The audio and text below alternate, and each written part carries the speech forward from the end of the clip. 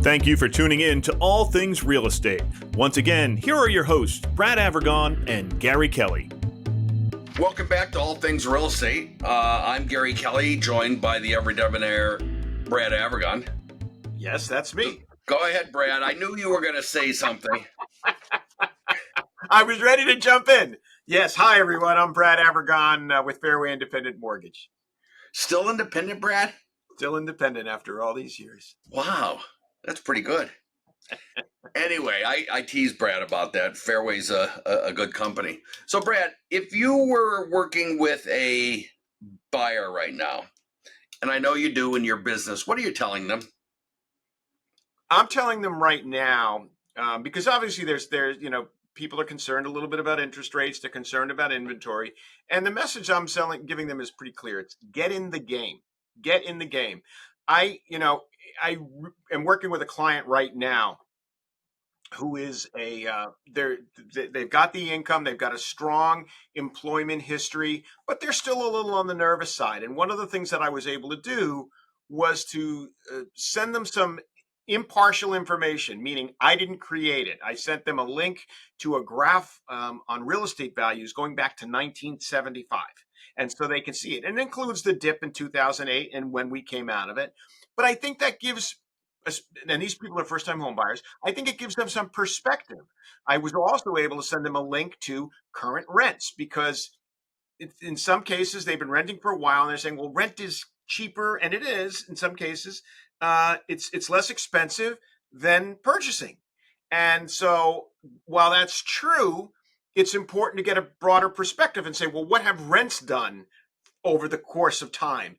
And they've typically gone up, and where are they now and where are they likely to go? So I sent them that information. And then the last concept that I shared with them was the concept of OPM, other people's money. And basically what it means is if you were to buy a $400,000 house today and you were to put down on that house, let's say you put down 5% on the house, that's $20,000, okay? Your return on that $20,000, even if that house, let's say the house grew, say it grew at 5%, okay? Your immediate annually, your immediate return on that is going to be that you got the 5% return again and again. So you're making money on your money higher than you might make. If you think of the $20,000 and you make $20,000 in a year in appreciation, that's 100% return on your investment. That's a pretty high return compared to what you might make on the stock market. So the concept of other people's money and being able to use it, leverage your investments to make more money, that's a lot of, especially first-time homebuyers, they're not familiar with that. So I kind of share that with them. We did a seminar at a local credit union. I know you're not a credit union recently, and it was something where they had invited their members in, and they had someone from the credit union talk about mortgages. They had us talk about real estate, and I think we were the comic relief. The mortgage presentation went for an hour, and I got to be honest, an hour is too long, with all due respect to the people involved. And then there was an attorney that followed. Dan Berger from Westboro followed. It was interesting. The room had probably 30 plus people in it. We've had a number of calls from people afterwards. So I think that my sense is they have a sense of what is going on in the marketplace, and they're willing to dip their toe into it. So that's a good thing. In this particular case that I'm thinking of, this past weekend, we met with someone from that seminar, and she brought her parents with her. And, we had a nice meeting out on a patio in Marlboro, as it turned out. And we found a place that was available to look at, and we went and looked at it together. Now, I don't have a great ending to that story. The woman wants to have a dog. This place didn't allow dogs, but she wanted to see it. She sees it advertised a lot, wanted to see it. And we were able to get in and show it to her. But we were able to have a nice, patient conversation about, look at this. What do you like? What don't you like? And I think that that's important because a lot of times people are hesitant to reach out to a real estate agent and say, can you show me this? Or they go to the open house. The problem with going to the open house is the person that's standing at the open house may or may not have the best interests of the buyer in mind. So that's why you want to make sure you have a buyer's agent and have, these days, there's paperwork to be a buyer's agent. I won't bore you with that. The National Association of Realtors just issued another proclamation on paperwork. Once we get done with the paperwork, we'll be fine. But right now, it's just tons of it. But yeah, the idea is this, and where I struggle with it is they want us to say we represent the buyer. That's true. And the issue is the buyer needs to be loyal to us. Because many times we'll have a buyer, show us a place, or a buyer want to see a place, and then we never see or hear from them again. And that can be bothersome because you want to work with someone and help them find the right spot. So those are all things that happen. But it was interesting that she's there, her parents are there. The parents own a business, and the parents are like, we're not far behind her with the idea of selling our house and moving. They happen to own a place in Maine, as it turns out. I think that mom would not want to move to Maine immediately. I think dad would move to Maine tomorrow. It's just one of those interesting things as people work through what their next step is.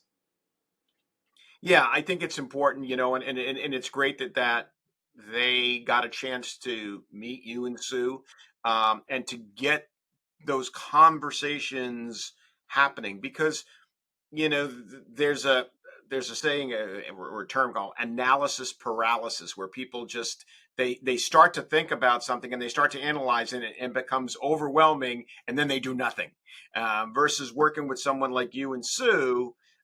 They can start to get those important questions looked at. They can have somebody come out to their home and give them a ballpark idea without feeling that they're going to be pressured to put their home on the market. In the case of the I think she was a daughter that was looking for a property. She gets to feel comfortable going with her parents, looking at a property, not feeling, oh, you got to put an offer in on this property. No, it was an initial kind of get to know Well, you guys. the thing that was interesting about that one is I found myself using many of your lines without attribution, apologies, where I would, one of my favorite lines is, are you pre-approved? Yes. Trust me, you are pre-approved more than you should ever spend. Okay. If you're not sure, start setting that money aside every month. Put it in an envelope, put it in a separate account, put it somewhere so that you can begin to experience what it's like to have that draw on your income on a go forward basis. Well, I don't care if they use it for down payment. I don't care if they use it for buying furniture or getting the house painted. It doesn't matter to me. But start the process of setting that aside. That came from you. It did. It's an exercise I put all my first-time home buyers through when they first contact me for pre-approval, or even if I'm giving them some counseling on how to get ready to get pre-approved. I'll say, listen, let's start with this. You still have control of your money, so it's not like you're paying it away.